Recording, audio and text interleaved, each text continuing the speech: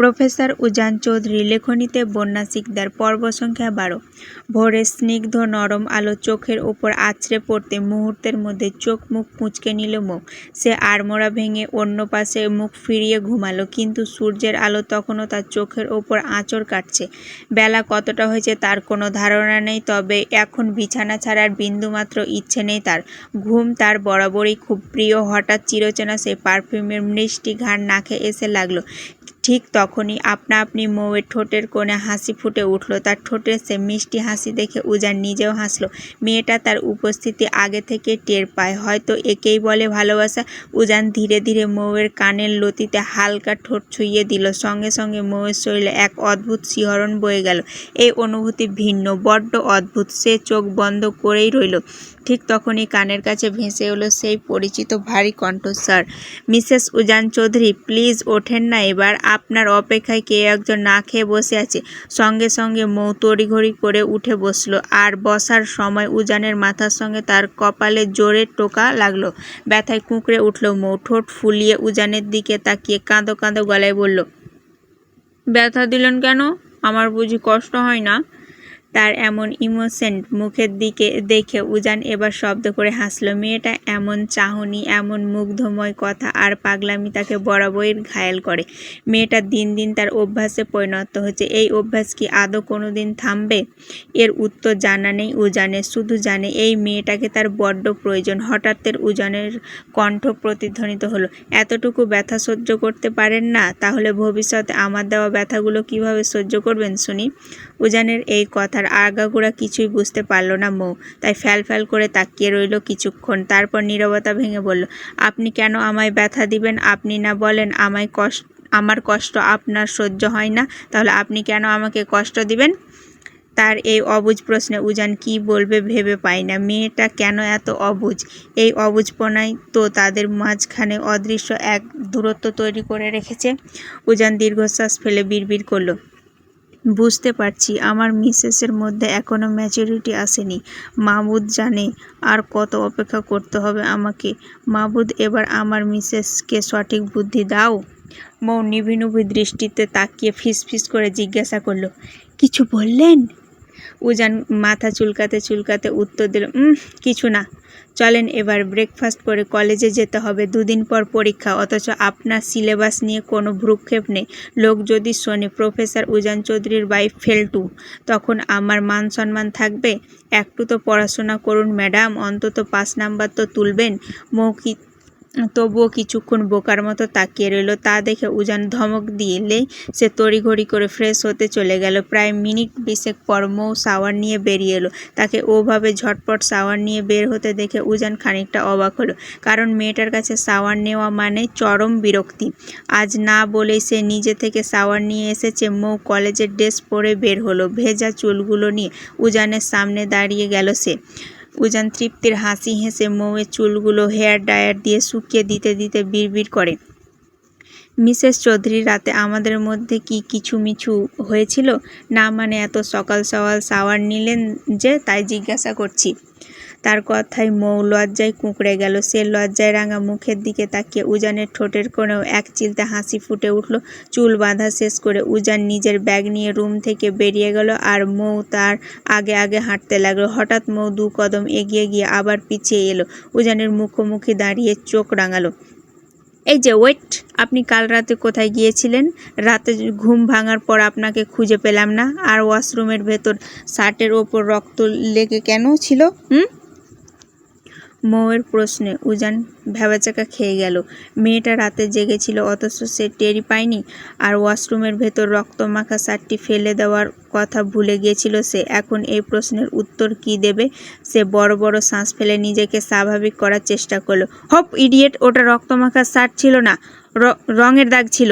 বেশি পাকনামো করতে এলে দাঁত ভেঙে ফেলবো একদম। চলো। মৌ মুখ ঘুরিয়ে সিঁড়ি বেয়ে নিচে নামতে শুরু করলো।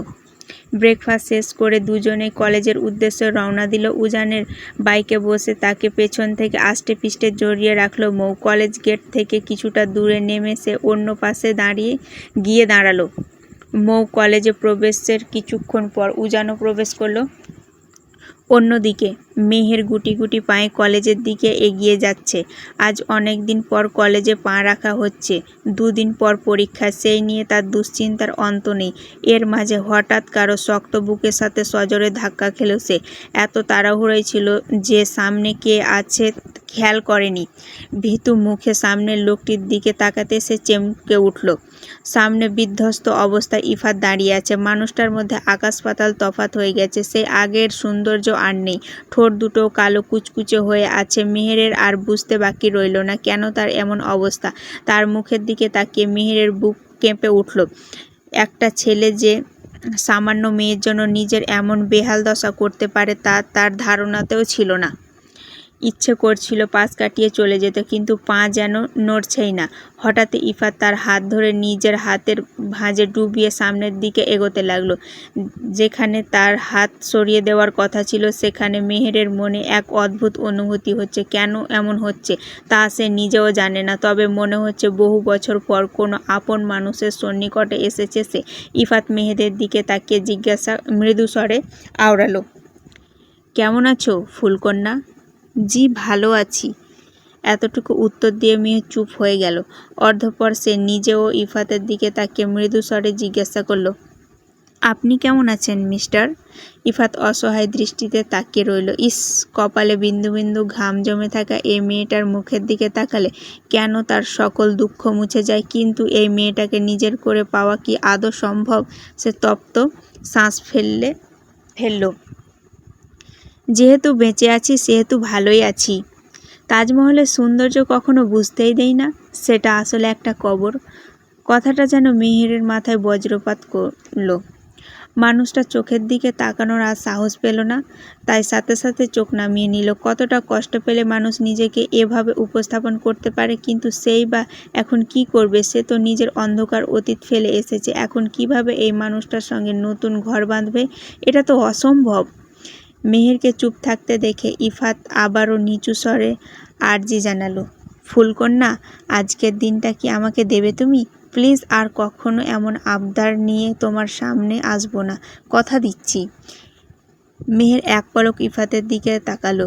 লোকটার চোখের কোণে স্পষ্ট অসহায় চাহনি। মেহেরের তীব্র ইচ্ছা হচ্ছিল দূরে কোথাও পালিয়ে যাওয়ার, কিন্তু আজ তার শরীর যেন তার সঙ্গ দিচ্ছে না। মন বলছে এই মানুষটির কাছে থেকে যাও, কিন্তু মস্তিষ্ক বলছে এটা কোনোদিনও সম্ভব নয়। মেহের না চাইতেও ইফাতের কথায় রাজি হলো। কেন রাজি হলো সেটা সে নিজেও জানে না, তবে এতটুকু বিশ্বাস তার আছে, এই মানুষটির সঙ্গে থাকলে অন্তত পৃথিবীর কোনো কিছুই তাকে আঘাত করতে পারবে না। ইফাত মুচকি হেসে মেহেরকে নিজের বাইকের কাছে নিয়ে গেল। মেহের দ্বিধা নিয়ে বাইকের পেছনে বসলো। তাকে ইতস্তত বোধ করতে দেখে ইফাত মৃদু হাসল।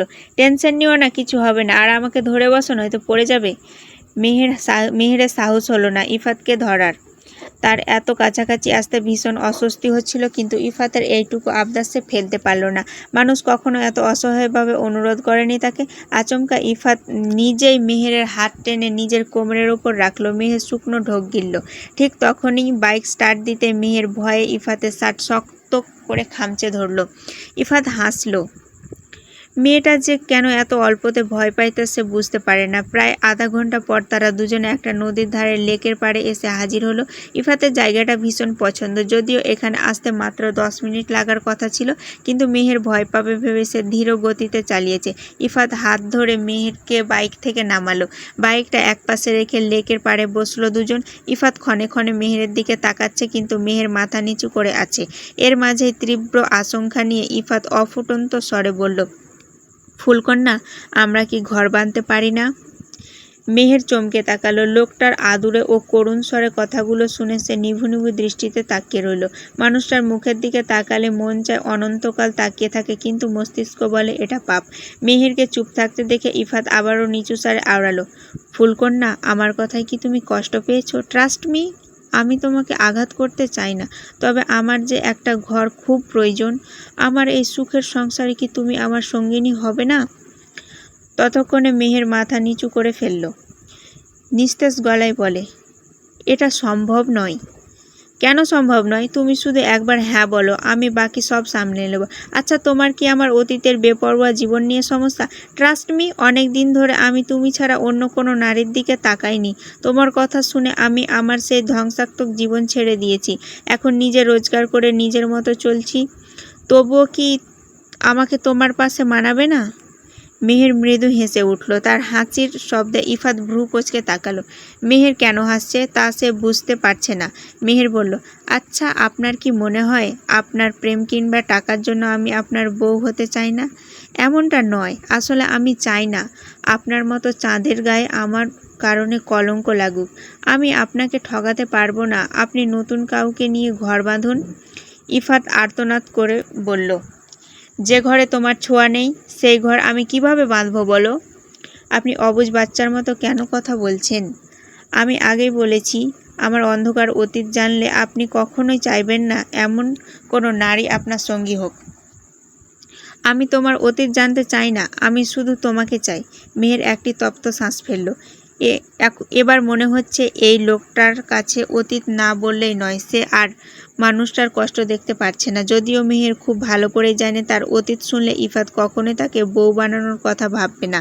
তখন হয়তো সে তার পিছু ছাড়বে। ঠিক তখনই ইফাত তাকে একটা প্যাকেট দিল। মেহের অবাক হলো। ইফাত মুচকি হেসে প্যাকেটটা নিতে বলল, কিন্তু মেহের হাত বাড়ালো না। ইফাত নিজে প্যাকেটটা তার হাতে গুঁজে দিল। মেহের বিস্ময় নিয়ে জিজ্ঞাসা করল, এটা কি? আমার প্রথম উপার্জনের টাকায় আমার ফুলকন্যার জন্য বিয়ের শাড়ি কিনেছি। যদিও তেমন দামি নয়, কিন্তু এটা পরে তুমি আমার বউ হবে। মেহের প্যাকেটটা আবার ইফাতের হাতে দিয়ে চোখে চোখ রেখে বলল, শেষ পরীক্ষার দিন আমি আপনাদের বাসায় যাব আমার মামুনির সাথে দেখা করতে। সেই রাতটা সেখানে থাকবো। তারপর আপনাকে আমার জীবনের সেই জঘন্য অতীত খুলে বলবো। এরপরেও যদি আপনার মনে হয় আপনি আমাকে চান, তবে আমি এই শাড়িটা নেব। ততদিন এটা আপনার কাছেই রাখুন। আমি জানি সেই দিন শোনার পর আপনি বলবেন এটা সম্ভব নয়, তবু আমি সেই দিন আপনাকে সব বলবো। আমি জানতে চাই না তোমার অতীত। আমি তোমাকে এমনভাবে বউ বানাতে চাই। তবে তুমি যেহেতু আমাকে চ্যালেঞ্জ করছো, তাহলে আমিও তোমাকে দেখিয়ে দেব ইফাত চৌধুরী তোমার যে অতিথি থাক না কেন তোমাকে বউ বানিয়েই ছাড়বে। মেহের ইফাতের চোখের দিকে তাকালো। আচমকা তার দুই চোখ বেয়ে 2 ফোঁটা তপ্ত অশ্রু গড়িয়ে পড়ল। এই মানুষটা নিজের মুখে যতটা সহজভাবে, যতখানি জোর দিয়ে বলছে, বাস্তবতা কি আদৌ ততটা সহজ হবে? মেহেরের তা জানা নেই। তার ভেতরের অতীত যে বড় অন্ধকার, বড় ক্ষতবিক্ষত। মেহেরকে ওভাবে নীরবে কাঁদতে দেখে ইফাতের বুকের ভেতরটা মোচড় দিয়ে উঠল। সে আর নিজেকে সামলাতে পারল না। আচমকা মেহেরের কোমর জড়িয়ে ধরে এক ঝটকায় তাকে নিজের বুকের একদম কাছাকাছি টেনে নিল। মেহের মৃদু চমকে উঠলেও নিজেকে সরিয়ে নিল না। ইফাত নিজের হাতের বৃদ্ধাঙ্গুলি দিয়ে অত্যন্ত পরম মায়ায় মেহেরের গাল থেকে সে অশ্রুবিন্দু মুছে দিল। তারপর এক বুক ভালোবাসা নিয়ে ফিসফিসিয়ে আওড়ালো, ফুলকন্যা, কেঁদো না প্লিজ। তোমার চোখের অশ্রু আমার বুকটা ঝাঁঝরা করে দেয়। সব কিছু ঠিক হয়ে যাবে, দেখো। জাস্ট আর কয়েকটা দিন, তারপর তোমায় আমি বউ করে নিয়ে যাব। দুপুর তখন 2টো। উজান নিজের ক্লাস শেষ করে ক্লান্ত পায়ে নিজের কেবিনের দিকে এগোচ্ছিল। তার চোখে মুখে সারাদিনের ক্লান্তির ছাপ স্পষ্ট। কপাল বেয়ে বিন্দু বিন্দু ঘাম জমেছে। সারাদিন প্রায় পেরিয়ে গেল, অথচ মৌকে সে এক পলকের জন্যও দেখতে পায়নি, এমনকি ক্লাসের সময়ও না। মেয়েটা এতক্ষণ কোথায় ছিল তা সে নিজে বুঝতে পারছিল না। তার ওপর আজ মেহেরও কলেজে আসেনি, তা নিয়ে তার টেনশন আরও দ্বিগুণ হচ্ছে। মেহের থাকলে অন্তত মৌকে নিয়ে এতটা দুশ্চিন্তা করতে হতো না। সে আবারও কলেজের চারিদিকে তীক্ষ্ণ নজর বুলালো, কিন্তু কোথাও তার পুচকে বউটার দেখা মিলল না। অগত্যা এক বুক বিরক্তি ও রাগ নিয়ে সে নিজের কেবিনের দিকে চলল। মনে মনে ভাবল, আজ বাসায় গিয়ে মেয়েটাকে ইচ্ছে মতো পানিশমেন্ট দেবে। এত অবুঝ কেন সে? সে কি একটুও বোঝে না যে তাকে এক পলক দেখার জন্য এই উজান চৌধুরী কতটা ব্যাকুল হয়ে থাকে? মনে মনে বউ নাই বা মানুক, তাই বলে এভাবে সারাদিন চোখের আড়ালে লুকিয়ে থাকতে হবে? তাছাড়া 2 দিন পর ফাইনাল পরীক্ষা। ঠিকমতো ক্লাস না করলে পরীক্ষায় পাস করবে কিভাবে, সেটাই সে মাথায় ঢুকিয়ে পারছে না। উজান ধীর পায়ে নিজের কেবিনের দরজা খুলে ভেতরে ঢুকতে এক নিমিষে তার চোখ দুটো জুড়িয়ে গেল। সে দেখল মৌ তার প্রফেসরের আরামদায়ক চেয়ারটায় মাথা ঠেকিয়ে পরম শান্তিতে ঘুমিয়ে আছে। এতক্ষণে উজানের সারাদিনের অশান্ত ছটপটে বুকটা এক অদ্ভুত শীতলতায় ভরে উঠল। সে এক পলক কেবিনের বাইরে চারিদিকে তাকিয়ে ভেতর থেকে দরজাটা ভালো করে লক করে দিল। তারপর তড়িৎ গতিতে নিজের প্রিয়তমার দিকে এগিয়ে গেল। হুট করে একটা পুরুষালী হাতের চেনা স্পর্শ পেতে মৌ ধরফর করে চেয়ার ছেড়ে উঠে দাঁড়ালো। সামনে উজানকে দাঁড়িয়ে থাকতে দেখে তার ভয়াক্ত বুকে যেন এতক্ষণে স্বস্তি ফিরে এলো। তার এই ভীতু ফেস দেখে উজান শব্দ করে হেসে উঠল। তারপর সে নিজের চেয়ারে বসে এক টানে মৌকে নিজের কোলের ওপর বসিয়ে নিল এবং কানের কাছে মুখ নিয়ে ফিসফিসিয়ে আওড়ালো, কি ম্যাডাম, খুব ভয় পেয়েছেন বুঝি? মৌ তখনও বিস্ময় ভরা চোখে উজানের দিকে তাকিয়ে আছে। আচমকা ঘুম ভাঙায় নিজেকে স্বাভাবিক করতে তার কিছুটা বেগ পেতে হলো। খানিকটা স্বাভাবিক হতে সে উজানের দিকে ফ্যাল ফ্যাল করে তাকিয়ে কাঁদো কাঁদো মুখে বলল, খচ্চর লোক একটা, এভাবে কেউ ভয় দেখায়? আর একটুর জন্য আমার আত্মাটা খাঁচা ছাড়া হয়ে বেরিয়ে যায়নি। আমি ভাবছি আমাকে কে না কে টাচ করলো। উজান মৌকে নিজের দিকে ঘুরিয়ে এক দৃঢ় গলায় উত্তর দিল, শোনো মিসেস চৌধুরী, উজান চৌধুরীর পার্সোনাল প্রপার্টিতে টাচ করার দুঃসাহস দেখাবে এমন কোনো পুরুষ আজ পর্যন্ত এই পৃথিবীতে জন্মায়নি। আর যে এই দুঃসাহস দেখানোর বিন্দুমাত্র চেষ্টা করবে তাকে ডিরেক্ট এই পৃথিবীর বুক ছেড়ে চিরকালের জন্য বিদায় নিতে হবে। Just mind it. By the way, সারাদিন কোথায় ছিলে? হ্যাঁ, এত খুঁজলাম তোমাকে, কোথাও তো পেলাম না। আর আমার ক্লাসেও আসোনি, কাহিনী কি? দাঁড়াও, আজ বাসায় ফিরি, তারপর তোমাকে কঠিন পানিশমেন্ট দেব। মৌ এবার কোনো কথা না বলে হুট করে দু হাতে উজানের গলা শক্ত করে জড়িয়ে ধরল। উজান কিছুটা চমকে তার দিকে তাকালো। সে খুব স্পষ্ট বুঝতে পারলো মৌ কোনো একটা বিষয় নিয়ে ভীষণ আপসেট হয়ে আছে। নয়তো এমন করে মুড অফ করে বুকে জড়িয়ে ধরার মেয়ে অন্তত সে নয়। উজান নরম সুরে ডাকলো, পিচ্চি।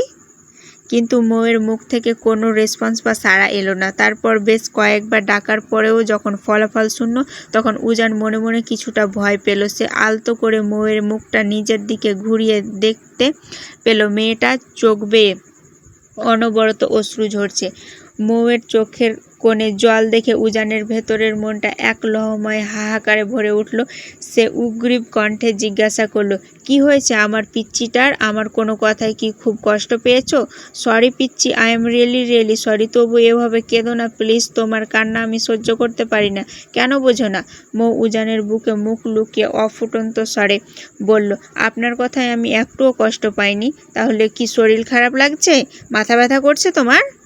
উজান কপালে হাত দিয়ে দেখার চেষ্টা করলো, কিন্তু তেমন কিছু মনে হলো না। অর্ধপর মৌ নিজে বলে, তাও না। তাহলে আমার চাঁদের মতো বউটার মুখে আজ এমন অমাবস্যার অন্ধকার দেখা যাচ্ছে কেন শুনি? মৌ এবার চোখ তুলে করুণ দৃষ্টিতে তাকালো। মেহের কেন ইদানিং আর কলেজে আসে না বলুন তো?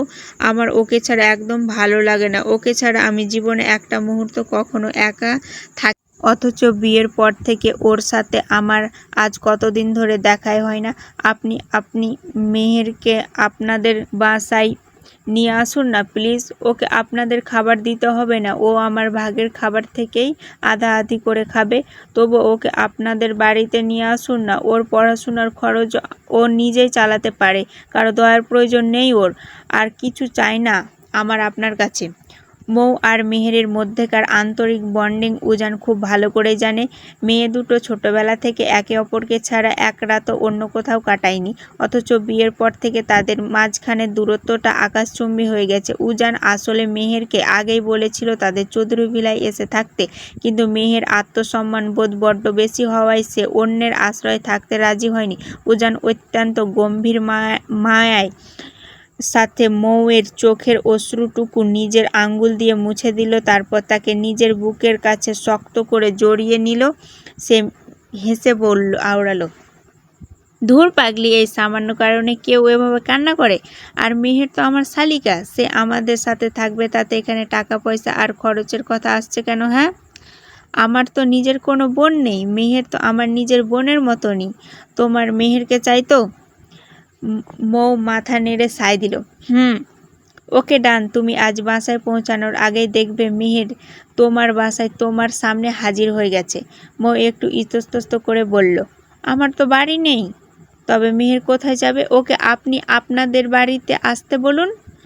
মৌয়ের মুখে আমার বাড়ি নেই শব্দটা শোনা মাত্র উজান নিজের পকেট থেকে এক চিলতে মুচকি হাসি সহকারে একটা চকচকে চাবির গুচ্ছ বের করে মৌয়ের ছোট্ট হাতের মুঠোয় গুঁজে দিল। তারপর মৃদু স্বরে আওড়ালো, কে বলল আপনার নিজের কোনো বাড়ি নেই মিসেস চৌধুরী? আজ থেকে আপনার নিজের একটা বিশাল সাম্রাজ্য আছে। উজান চৌধুরী তার আলিশান বাংলো বাড়িটা আজ প্রীতি উপহার হিসেবে তার এই পিচ্চি ওয়াইফিকে গিফট করলো।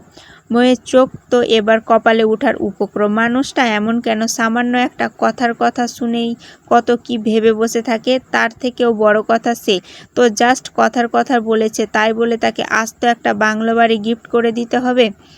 কেমন পুরুষ মানুষ এই উজান চৌধুরী। মৌ নিজেও মাঝে মাঝে উজানকে ঠিকঠাক বুঝতে পারে না যে এই লোকটা আসলে কোন ধাতুর তৈরি। মৌকে ওভাবে নিভু নিভু দৃষ্টিতে তাকিয়ে থাকতে দেখে উজান মুচকি হেসে মৌয়ের মুখে আলতো করে একটা ফু দিল। তারপর খানিকটা ঝুঁকে তার কানের কাছে ফিসফিসিয়ে আওড়ালো, শুনুন মিসেস চৌধুরী, আপনি যেটাকে আপনাদের বাড়ি বলছেন সেটা মোটেও শুধু আমাদের বাড়ি নয়। আপনি যেহেতু আমার কিউট সুইট ওয়াইফি, সেহেতু চৌধুরী ভিলাটাও আপনার নিজের বাড়ি। আপনার নিজের বাড়িতে আপনার যখন যা ইচ্ছে যাকে ইচ্ছে এনে রাখতে পারেন। এতে কেউ আপনাকে কোনো প্রশ্ন করার সাহস পাবে না। সমাজ নয়, উজান চৌধুরী নিজের ওয়াইফির জন্য রুলস নিজে তৈরি করে। উজানের কথা শুনে মৌ এবার খিলখিল করে হেসে উঠল। মানুষটা তাকে যে কেন এত ভালো বোঝে সে নিজেও তা ভেবে পায় না। তবে হঠাৎ করে সে আবার নিজের মুড অফ করে মুখটা গোমড়া করে নিল। এবার আর উজানের বুঝতে বাকি রইল না যে কেন তার পিচ্চি বউটার মন খারাপ হয়েছে। এখন দুপুর অনেকটা গড়িয়ে গেছে, সেই হিসেবে তার পেটে এতক্ষণে নিশ্চিতভাবে খিদে চনমন করে উঠেছে। উজান মৌকে কোলে তুলে নিয়ে সামনে টেবিলের ওপর বসালো। তারপর নিজের টিফিন ক্যারিয়ার থেকে একটা প্লেটে খাবার বেড়ে অত্যন্ত যত্ন সহকারে মৌকে মুখে তুলে খাইয়ে দিতে লাগলো। মৌ কোনো টু শব্দ না করে নিশ্চিতভাবে খেয়ে নিল। প্রচণ্ড খিদে পেয়েছিল তার ওপর উজান এভাবে পরম মায় খাইয়ে দেওয়ায় সে বেশ তৃপ্তি ভরে খেলো। খাওয়া শেষ হলে উজান প্লেটটি রেখে আবারও মৌয়ের মুখোমুখি হয়ে জিজ্ঞাসা করলো, এখন কি বাকি ক্লাসগুলো করবে নাকি একেবারে বাসায় চলে যাবে? মৌ ঘাড় উঁচিয়ে বলল, সামনে তো পরীক্ষা, তাহলে ক্লাসগুলো করে যাই কেমন? হ্যাঁ, ভালো করে করো। পরীক্ষায় রেজাল্ট যদি কোনো কারণে খারাপ আসে তখন কিন্তু একটা মায়েরও মাটিতে পড়বে না, একদম পিঠের ওপর পড়বে, দেখে নিও। উজান হালকা ধমকের সুরে ভয় দেখালো। দেখা যাবে। মৌ একগাল হেসে জবাব দিল। এই বলে টেবিল থেকে নেমে গটগট করে কেবিন থেকে চলে গেল মৌ। উজান তার যাওয়ার দিকে তাকিয়ে মুচকি হাসল। মৌ গুনগুন করে গান গাইতে গাইতে করিডর দিয়ে হেঁটে যাচ্ছিল। এমন সময় আচমকা ললিতা কোথা থেকে এসে শক্ত করে তার হাত দুটো টেনে ধরল এবং টেনে হিঁচড়ে কলেজের দালান থেকে কিছুটা দূরে নিয়ে গেল। হুট করে এমনটা হওয়া মৌ খানিকটা ভড়কে গিয়েছিল, কিন্তু পরক্ষণে ললিতাকে নিজের সামনে ওভাবে দাঁড়িয়ে থাকতে দেখে তার মেজাজটা একেবারে চটে গেল। সে কর্কশ কণ্ঠে গর্জে উঠে, এই ছেমরি, তুই কোন সাহসে আমার হাত টেনে ধরে এখানে নিয়ে এলি? হ্যাঁ? মোর এতটুকু কথায় ললিতার নিজের মেজাজও চড়ে গেল। সে চোখ রাঙিয়ে রাগান্বিত গলায় বলে, তার আগে তুই বল, তুই উজান স্যারের কেবিনে এতক্ষণ ধরে কি করছিলি, তাও আবার ভেতর থেকে দরজায় লক করে? তার কথায় মৌ খানিকটা ভ্যাবাচ্যাকা খেয়ে গেল। এমন আচমকা প্রশ্নে সে কিছুটা চমকে উঠলেও নিজেকে দ্রুত সামনে নিল। সে আসার সময় চারপাশে ভালো করে দেখেই কেবিনে ঢুকেছিল, তবুও এই ডাইনির চোখে কিভাবে পড়ল। তবে মৌ এবার আর ভয় পেল না, বরং উল্টো রাগী দৃষ্টিতে ললিতার দিকে তাকালো। আমি স্যারের রুমে যা ইচ্ছে করি, তাতে তোর কি? আমার কি মানে? তুই সামান্য একজন স্টুডেন্ট হয়ে স্যারের সাথে দরজার ওপাশে লক করে ভেতর থেকে এতক্ষণ? ললিতার মুখের বাকি নোংরা কথা শেষ হওয়ার সুযোগ পেল না।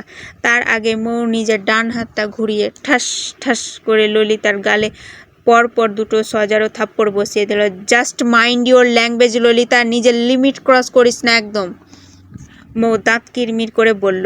ললিতা নিজের জ্বলতে থাকা গালে হাত দিয়ে চরম রাগী ও অপমানিত গলায় বলল, তুই আমাকে থাপ্পড় দিলি? আর আমি মিথ্যে কথাটা কি বলেছি? হ্যাঁ, স্যারের তো তুই কেউ হোস না, তাহলে এতক্ষণ কেবিনে একা কেন ছিলি?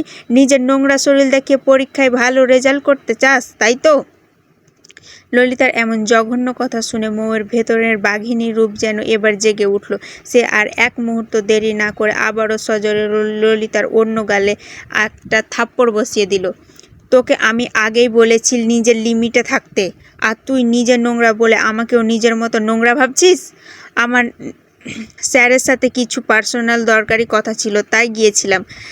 এই তাসফিয়া মৌ সামান্য পরীক্ষায় ভালো রেজাল্ট পাওয়ার জন্য তোর মতো এমন নিচু ও সস্তা কাজ কোনোদিনও করে না, বুঝলি? আগে নিজের নোংরা চরিত্র ঠিক কর, তারপর অন্যকে জ্ঞান দিতে আসবি। জাস্ট মাইন্ড ইট। কথাগুলো এক নিঃশ্বাসে ঝেড়ে দিয়ে মৌ বড় বড় পা ফেলে সেখান থেকে চলে গেল। ললিতা গালে হাত দিয়ে চরম ক্ষোভ আর প্রতিহিংসায় নিয়ে মৌয়ের চলে যাওয়ার দিকে তাকিয়ে রইল। নিজের দাঁত কিরমির করে বিড়বিড় করল, তোকে আমি দেখে নেব মৌ। স্যারের সাথে তোর কিসের এত মাখামাখি আর কাছাকাছি আসা সেটা আমি সবার সামনে এনেই ছাড়ব। এটাই এই ললিতার প্রমিস। ভুল ত্রুটিগুলো ক্ষমা দৃষ্টিতে দেখবেন, আর ভালো লাগলে অবশ্যই চ্যানেলটা সাবস্ক্রাইব করবেন।